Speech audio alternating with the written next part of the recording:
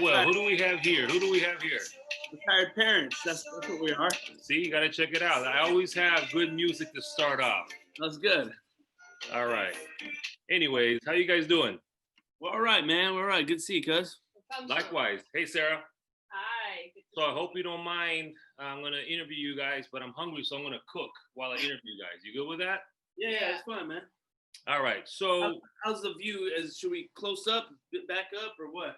you look good. You're always perfect. That guitar right there is perfect. All right, that guitar is dope. So tell me a little bit about you guys and go into Sunset Roasters, how it began. Sure. Yeah, I'll have Sarah start here. So do we have to do an introduction or anything like that, or? Nah, just go right into it. We're actually filming right now, so you're looking like a rookie asking all these questions. I know. Jeez. You're good, cuz. No, but I want the viewers to understand, how did you guys come up with, like, when did it come up? Sure. So it goes back maybe a decade, maybe even a little bit more. Phil loves coffee up, down, left, and right. He was actively a coffee drinker, all the stores across the city. And so I think we were just sort of casually talking one day about how much of your own money you put into these big name chains to get a good cup of coffee, or even a semi good cup of coffee. And so so maybe about a decade ago, he found a little espresso machine on Craigslist and bought this secondhand machine. And we were hanging out at his apartment at the time, and he got really into it and was making it for himself for more than a couple of years, right? So Philip, from the passion of coffee, you said, "Hey, let me learn how to make it myself," because you were spending a lot of money. Yeah. Initially, it became like, when I was in high school and I was in college, I worked at cafes, and so I'd love fabricating something, which kind of comes from the love of cooking, and initially I thought, it'd be fun to be a bartender, but I don't really drink any alcohol, so it was kind of one of these things where when I was working in the cafe, fabricating a latte or cappuccino or a mocha or just an espresso or even just a basic drip coffee. So Sarah, his career as a bartender wouldn't work because no one in the family drinks but Roberto. So anyway, that's okay. Push that one aside. That's okay. It's kind of like me, my passion for eating and going to fine restaurants. I want to learn how to cook, and I want people to understand that from your passion, you can turn into somewhat of a work profession, right? Yeah. But that was Philip. But Sarah, did you like coffee? I'm not a big coffee drinker. It really kicks me into gear. I can appreciate the taste, but the effect of caffeine is like a roller coaster for me. So how did that work? Meaning that you saw his passion, because I know you actively work Sunset Roasters. So when did you say, you know what, this is something fun I can do with my husband? When? Well, slow down the story a little bit. So he, over the years, he turned this passion into not even a profit-oriented venture. It was just a couple friends were like, "Hey, make me some extra and I'll buy it from you." Very casual conversation. And then that level of friends increased of, "Okay, I'm going to put money into this. Where's your website?" Then a website occurred, and then friends and family are like, "Got it, I'm going to order from you." And then neighbors started ordering, and then their friends, and they ship it across the country. Was that a sign that you were getting feedback that it was good coffee? Immediate feedback. And so Phil was really spearheading this, like, yeah, let's do it. So as I had previously mentioned, I have a low tolerance for caffeine, so I couldn't really take the artistry of it to heart.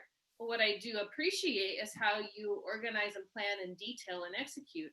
And so all of my previous positions have been in that mindset of, well, yeah, there's the fun of the game of any kind of art, but you still need to deliver it as a business. Yeah.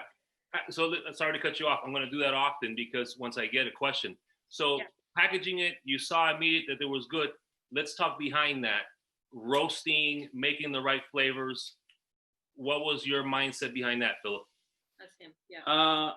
Well, my mindset is I go off of my own palate preference in the beginning, and my palate is constantly growing, like with food. You're constantly changing it, trying to adapt it.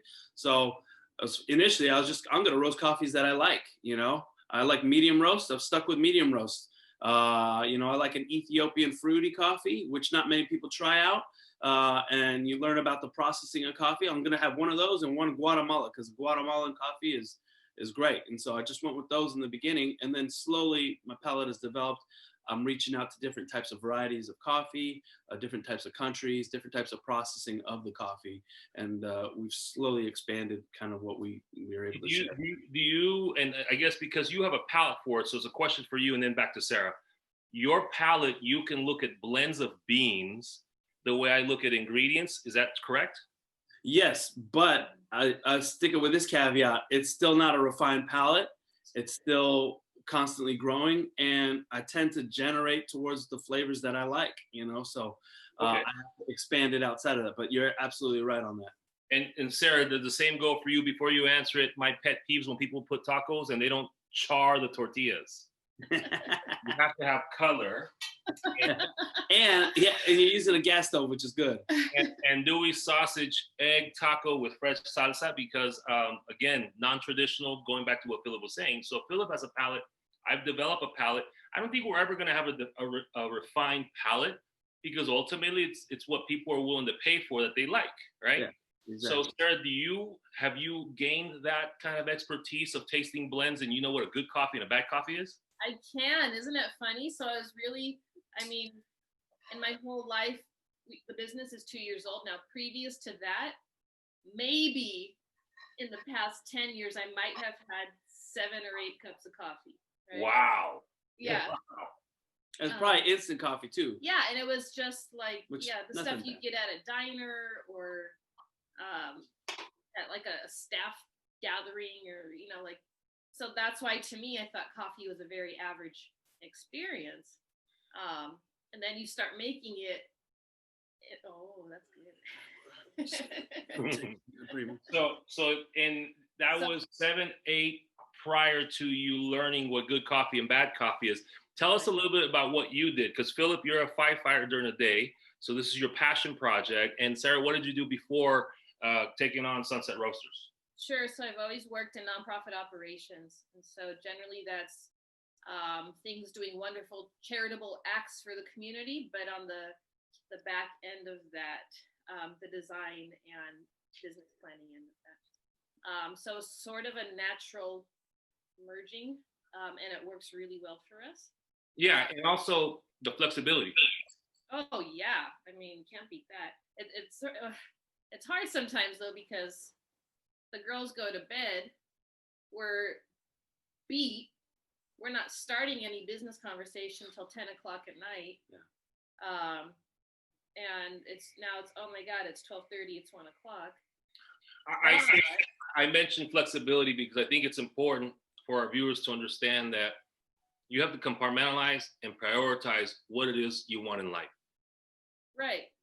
And so to long story short is, while we're basically beat up every morning, the flexibility it affords us to put some kind of activity first for the kids, to determine what's important for our family that day. We're not tied from a 9 to 5 schedule of in the business, out the business. So maybe our schedule lingers on longer in the day, but we get to cherry pick when things happen. Got it. So no, I think it's great, and I'm good. I didn't tell you guys what this show's about, so you see it's all over everywhere, and I can see the look on your faces saying, where are we going to go next? Before we get into the fun stuff, last question. Give us your blends that you guys have and why. He's got a good menu. Well, currently our coffee menu is constantly changing. We serve a lot of single origin. So right now we have 6 different single origin coffees is what they call it, where it's just from the same farm, and we get to promote the farmers and the farm that it comes from. We have a Colombia Huila, that's our dark roast. We have a Guatemala that's a steady staple, but since coffee is a harvest, you want to get the fresh crop when it comes in, buy enough to kind of last maybe 6-8 months, and then wait for the next fresh crop, because if you buy a whole year's round, the coffee might get stale. So there's certain coffees that do better during time. We have an Ethiopian seed origin, and a coffee from Bali, Indonesian coffee. So those are the four. And then we have a Mexico limited release. So a lot of the coffees that we buy are from our importers. And we also started trying to incorporate coffee with the cause concept. So our Mexico limited release, it supports women's farmers, women's importers. I met Rosalba, who's great. She's come here to the Bay Area, has done talks, and just getting to kind of connect with the people, because there's so much work that happens before it gets into our roaster and into our bag. Exactly. I always tell people, when you go to that mom and pop restaurant, there's a history behind that dish. I actually like that you're saying the coffee with the cause. So that's the Mexico. What about what's the other causes behind the other ones? So the other cause behind is our Colombia Huila, which we're slowly running out of, but it comes from a women's group as well. And it serves in impoverished areas in Colombia, but it gives back. How we're able to help out is we're actually paying a higher premium for that coffee based off of what it scored.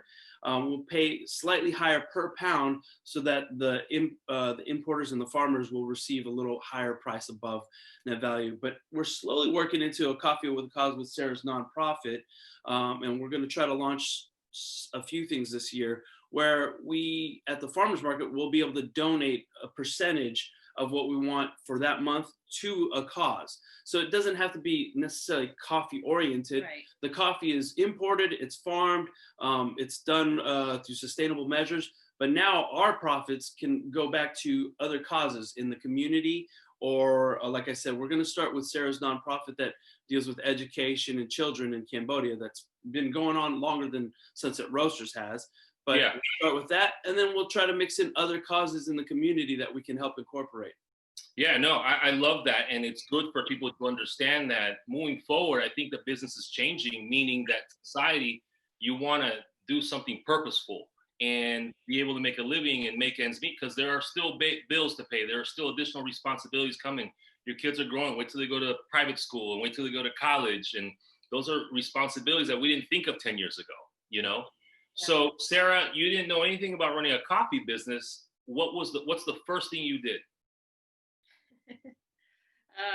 Just agreeing to jump into a business when you have two small kids at home. Let me buy a roaster, I'd say. Yeah. Let me buy a 5-pound roaster. It was like, that's, usually the good things in life never happen planned, right? Yeah. And this right now is not officially planned, aside from, yes, we agree to jumpstart this business, and we do the ins and outs every day and every week. It's actually growing faster than we're prepared for, and so we're catching that plan right now. Hey, that's awesome, you know, because that's a good problem to have. It's a nice thing to be on. Yeah. Especially this pandemic with so many unemployed. Let me tell you, that's a good problem to have. I tell my girlfriend all the time, I don't pity anyone that says I'm too busy or I'm overworked, because Right. It's a good thing to be that busy. So what would you say from a business standpoint, Sarah, and then Philip, you'll answer a different question. What was your aha moment? You're saying, okay, I jumped into this thing, now it's working. You kind of led into it that now the demand is crazy, but what was that aha moment in your eyes? I think our first pop-up, which was just hosted out of our home outside. So we invited friends, family, and community to drop by and sample for free. Bags were for sale, but the point wasn't the sale. The point was to come meet who we were. And people really turned out for that. Really No, that's awesome. It's good to know that you put out a business initiative and people responded well to it, because you weren't a barista for 15 years. You know, you didn't have a background. You did nonprofit and you saw his passion, that you made it and you sold and people loved it. So that's cool. Philip, your aha moment as a blender. Like, remember, it's kind of like me when I cooked. You guys all liked it, but I didn't really, it was cool, but it wasn't that cool as to when I did my first pop-up, that people were saying, I'm going to pay $125 for 3 of your dishes. And I sold out the place. That was my first aha moment, because I was worried. So what was your first aha moment as a blender? Well, I guess I would say not so much as a blender, but as a roaster. Yeah. It's weird because when you fabricate something for people, this is going to be a weird answer, but when you roast your coffee, I'm always trying to get better. I'm trying to learn different styles, read up on things, and better my palate. But you give it to your friends, and your friend's like, oh, this is great. And you're like, yeah, you're my friend. That's really sweet of you. And then, like Sarah was saying, when you give it to a pop-up of a blind test study, you know, of people who have no investment in you as people, just they're there to try the coffee and they try it. You know, I've roasted some bad coffees, as you probably have cooked some bad meals. Not many. Yeah. Not exactly. But you know, there's a learning process in it, and learning what you didn't like and what you did like. And I've done a few things early on what I didn't like that I had to change and correct. And so so maybe a couple of years ago, I'd say 2 years ago, I got some negative feedback from somebody, and that's okay. You know, it's important to get negative feedback. And then I changed a few things, and I met up with that person. I didn't know who they were, and they tried the coffee again, and they said, this tastes great. They gave me positive feedback. But then that whole process helped me to realize that I still have to go off my own intuition, and that not everybody's going to enjoy my palate or my style as a roaster. And for some reason, that gave me a lot of liberation to have the creativity that I want, and also have the assumption that not everybody's going to like medium roast like I do. You know, they might. You have to build that thick skin.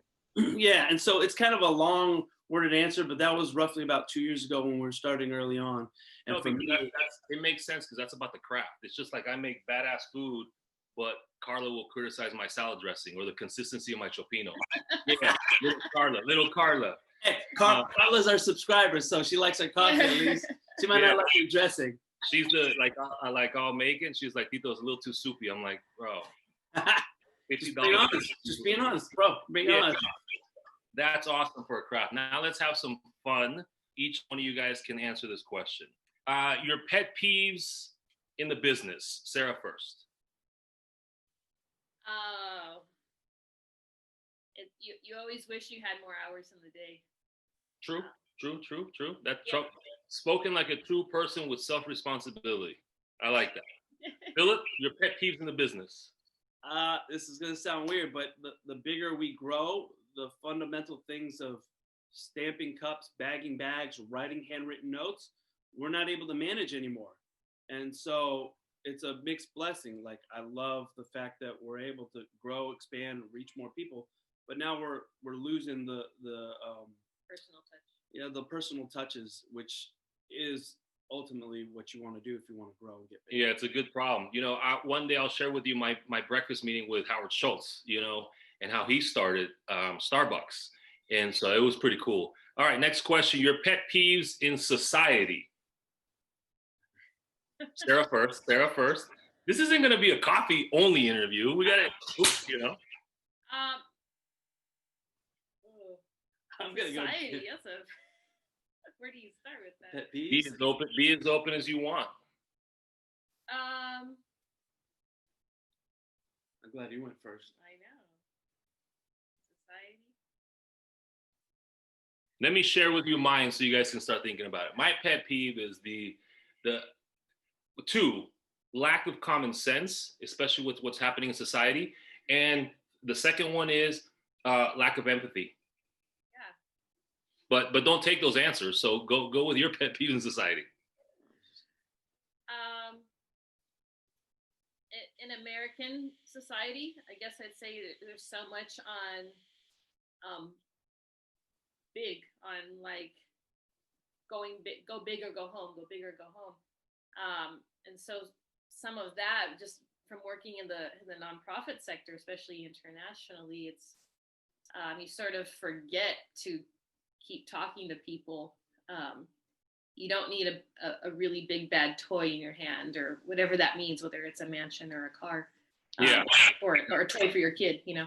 The materialistic validation in society. Right. I'm with you. That's why you and Philip can survive on an island in Nicaragua with no air conditioning, as long as you have your guitar and you can coffee. Philip, your pet peeve in society. You know what? This is I normally try to not be so. I try to keep my personal opinions of myself, but one of the main pet peeves that's going on right now in our society right now is I mean, especially in our country, is very divided. Yeah. And you don't have to be on a, I'll use the example of a soccer game, and people, like some people see soccer players and people playing a pickup game of soccer and working together. Some people say, hey, there's a green team and there's a yellow team. Mm-hmm. Which one are you on? You're like, well, I just want to play pickup. I want to play soccer. And so my pet peeves right now is that everybody's kind of forced to be on one side or the other. You can't be in the middle of things. We can't do all together a soccer pickup game. Yeah, too many to the extremes. When you're into the extreme, it's hard to have a conversation. Yeah, and that's the thing. So people, just inadvertently will be like, hey, what side are you on this? You're like, well, how about we just have a discussion and find some common ground in the middle? Because the second I say, well, I like the color yellow, like you're on yellow team. You're like, no. I like variety. I like diversity. I think you and I reconnected when we were recently in the middle part of a conversation with our relatives that we won't name any names because they were to the extreme, And people always tell me, one of my brothers, won't name which one, says, why don't you say this? I'm like, what do I gain by that? Yeah. We're all family, and I take the time to understand people, to the most that I can, because that's what happens when you're in the extremes. It's too hard to have a conversation. And it's also like, if I say something that's validating for my opinion, it might close the door on that other individual that I'm talking to. And it's like, I don't want to close the doors. I'd like to keep the doors open so we can have that conversation freely, versus like make a solid statement and say, well, this is this and only this. And then now you shut your doors, and now we're not even talking anymore. It's like, that's not how. No, I'm with you on that. Okay, so the world is ending. Back to Sarah. The world is ending. Your last meal on earth, what would it be? Well, I asked somebody, what's your last meal? And then because he was a little rough, he was like, what, am I going to prison again? So I didn't want I have to be in prison again. I'd say my aunt's refried beans. Oh, Maggie's refried beans? Great. And Maggie's refried beans and chicken and rice. Awesome. She can throw down. She's a good chef. Right on. There you go. What about you? Last day on earth. What's your last meal, Phil? Oh man, this is horrible. But nachos. Yeah. I'm gonna have nachos. I'm gonna have some sort of nachos. I want a cheesy sauce, the fake cheese sauce, mixed with the real cheese. I'll even take a fusion type of nachos, like an Italian nachos or an Asian nachos with poke. Like, I'll take all of it, and I'll probably be happy. Let's do this. Person, dead or alive. Back to Sarah. Who would you like to have dinner with?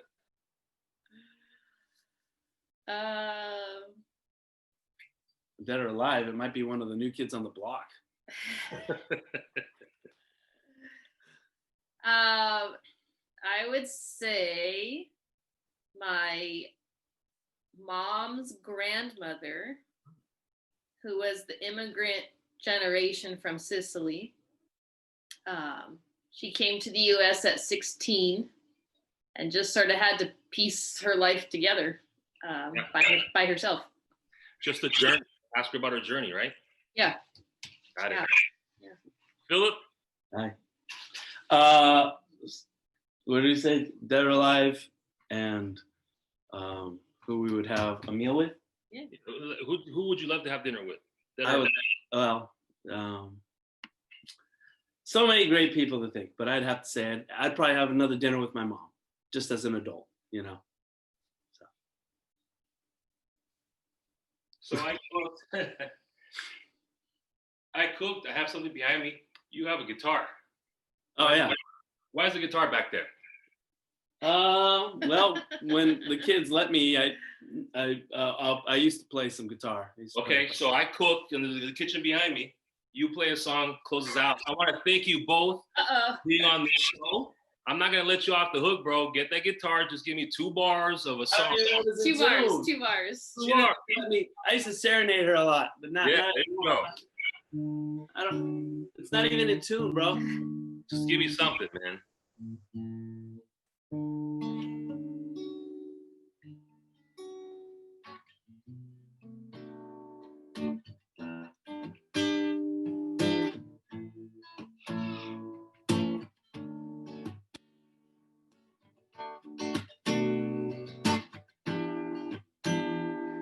Am I supposed to sing?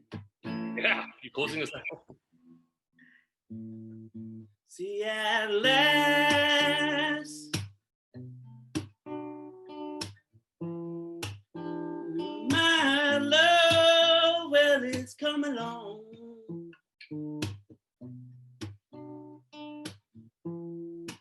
See, my lonely days, they are over. And life is like a song.